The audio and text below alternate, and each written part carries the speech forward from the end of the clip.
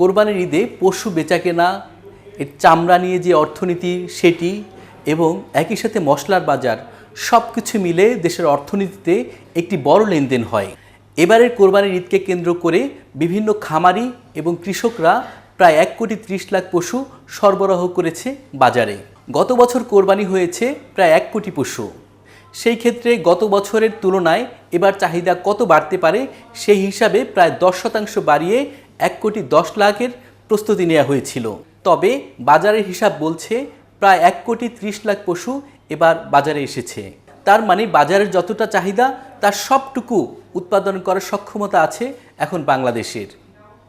এর পেছনের গল্পটা যদি বলি, সেটি হচ্ছে করোনাকালীন সময়ে। করোনাকালীন সময়ের আগ পর্যন্ত পার্শ্ববর্তী দেশ থেকেও আসতো এই গবাদি পশু। তবে করোনাকালীন সময়ে আমদানি রপ্তানি যখন প্রায় বন্ধ হয়ে গিয়েছিল, তখন এদেশের খামারিরাই সিদ্ধান্ত নেয় আমাদের যে গবাদি পশু প্রয়োজন কোরবানি ঈদের জন্য সেটি আমরা নিজেরাই উৎপাদন করব। একই সাথে কৃষক পর্যায়ে গ্রাম থেকে একদম প্রত্যন্ত অঞ্চল থেকে একটা বড় সংখ্যক গরু ছাগল সরবরাহ হয় আমাদের ঈদে। এটি একটি অসাধারণ অর্জন, কারণ অন্য কোনো দেশের উপর এক্ষেত্রে আমাদের আর নির্ভর থাকতে হচ্ছে না। তবে সেই খাতের নিরাপত্তা দেয়া যেভাবে প্রয়োজন সেক্ষেত্রে আমরা কতটা পারছি? চাহিদার চেয়েও বাজারে পশু সরবরাহ যখন বেশি আছে, তখনও পার্শ্ববর্তী দেশ থেকে আসছে গবাদি পশু, যা দেশের অর্থনীতিকে নতুন করে হুমকির মধ্যে ঠেলে দিচ্ছে। ভারত থেকে এবং মিয়ানমার থেকে গরু আমদানি কে আমরা নিরুৎসাহিত করছি, কিন্তু তারপরেও কিন্তু দেখা যায় বিভিন্ন পত্রপত্রিকায় যে গরু আসছে।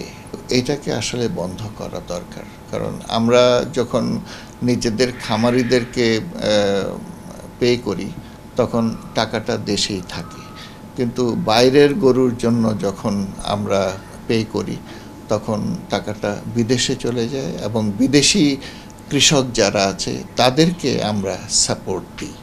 তো এই দিক থেকে আমরা বিদেশি কৃষকদেরকে সাবসিডাইজ না করি, আমাদের দেশের কৃষকদেরকে সহায়তা করা দরকার। এবং এখন গরু বাছুর উৎপাদনে বাংলাদেশ অনেকটাই স্বয়ংভর। এটাকে যদি আমরা অব্যাহত রাখতে চাই তাহলে বিদেশি পশু আমদানি, অফিসিয়াল অথবা আনঅফিসিয়াল, সেটাকে সম্পূর্ণভাবে বন্ধ রাখা দরকার। এদিকে বাজারে যে কোনো পণ্য সরবরাহের ক্ষেত্রে একটি বড় অভিযোগ, একটি বড় সংকট দীর্ঘদিন ধরেই আছে, সেটি হচ্ছে মধ্যস্বত্বভোগী। এই মধ্যস্বত্বভোগীর নানা রকমের ধরন আছে। মধ্যস্বত্বভোগীদের কারণে বাজারে পণ্যের যেই দাম থাকার কথা তার চেয়ে অনেক বেশি দামে কিনতে হয় ক্রেতাকে। ক্ষতিগ্রস্ত হয় উৎপাদক এবং ভোক্তা উভয়ই। এই সংকট দীর্ঘদিন ধরে চললেও সেই সংকটের সমাধান কিন্তু এখনও মানুষ সেভাবে পায়নি।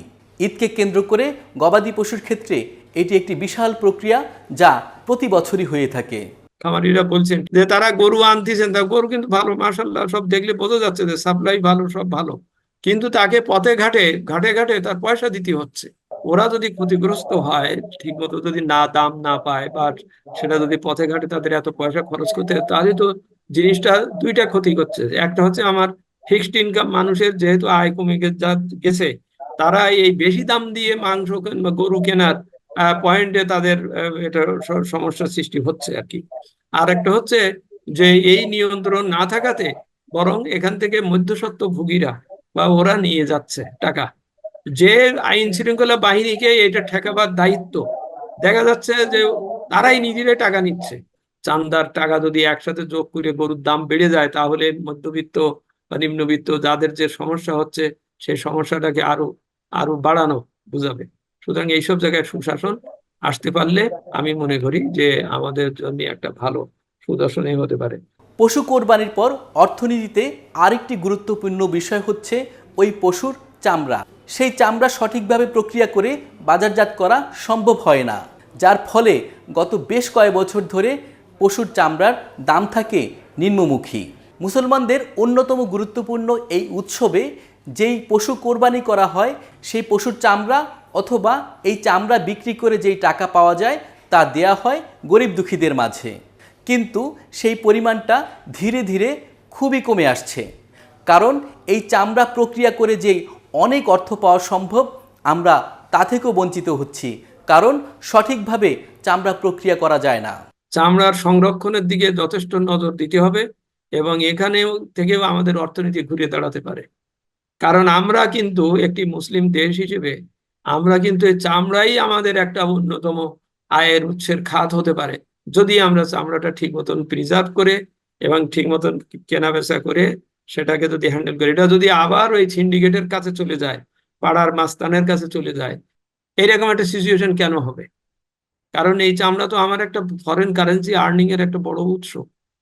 কোরবানির ঈদকে কেন্দ্র করে আরেকটি বড় অর্থনৈতিক কর্মকাণ্ডের জায়গা হচ্ছে মশলার বাজার। সেই মশলার বাজারেও আছে নানা রকম সংকট। বাজারে মশলার দাম কি হবে, আন্তর্জাতিক বাজারে সেই দাম কিভাবে আছে, এর সুনির্দিষ্ট যেসব মানদণ্ড সেই সব পরিপূর্ণ করা হয় না, যার ফলে অবৈধভাবে আসা মশলা বাজারের যেই দাম তাকে নিয়ন্ত্রণ করে, একই সাথে বাজারেও সেই সঠিক মূল্য নির্ধারণের কোনো প্রক্রিয়া নেই। মশলার বাজারেও কোনো নিয়ন্ত্রণ নাই। মশলা, এই যে মশলা হয়তো 700 টাকা দাম, সেটা 1000 টাকায় বিক্রি হচ্ছে, আসতেছে চোরাই পথে, সেখানে ধরবার কোনো লোক নাই। এই কথা মনে করলে হবে না যে শুধুমাত্র আমি নেট রেজাল্ট নিয়ে হাহুতাশ করব। আমার এই নেট রেজাল্ট কেন এরকম পরিস্থিতি আসতেছে, কোথায় কোথায় গলত, সেখানে করণীয় আছে। সকল সংকট থেকে শিক্ষা নিয়ে আমরা যদি এখনই নতুন করে উদ্যোগ না নেই, তাহলে সংকট বাড়তেই থাকবে। প্রয়োজন বাজারে গবাদি পশুর যে সরবরাহ আছে, এই সরবরাহকে সুরক্ষা দেয়া, যাতে অন্য কোনো দেশ থেকে গবাদি পশু আসতে না পারে, দেশের অর্থ অন্য কোনো দেশে চলে না যায়, এবং একই সাথে খামারি এবং কৃষককে সুরক্ষা দেয়া। তারা এক একটি পশু প্রতি যে খরচ করেছে সেই টাকা উঠে এসে যদি কিছু লাভ না থাকে, তাহলে এ খাত আবারও বিদেশ নির্ভর হয়ে যাবে। আর মধ্যস্বত্বভোগীদের দৌরাত্ম্য যদি বন্ধ করা না যায়, তাহলে এই গবাদি পশু, এই চামড়া, এই মশলা সহ বাজারের সকল পণ্যদ্রব্যের দাম থাকবে ঊর্ধ্বমুখী, যা সাধারণ মানুষের কেনার সক্ষমতার বাইরে চলে যাবে। গবাদি পশু সহ সকল পণ্যদ্রব্যের উৎপাদকের সঠিক মূল্য পাওয়া, একই সাথে মধ্যস্বত্বভোগীদের দৌরাত্ম্য নিয়ন্ত্রণ করা এবং বাজারের চোরাকারবারিদের নিয়ন্ত্রণ যদি বন্ধ করা যায়, তাহলে বাংলাদেশের অর্থনীতি দ্রুত এগিয়ে যাবে।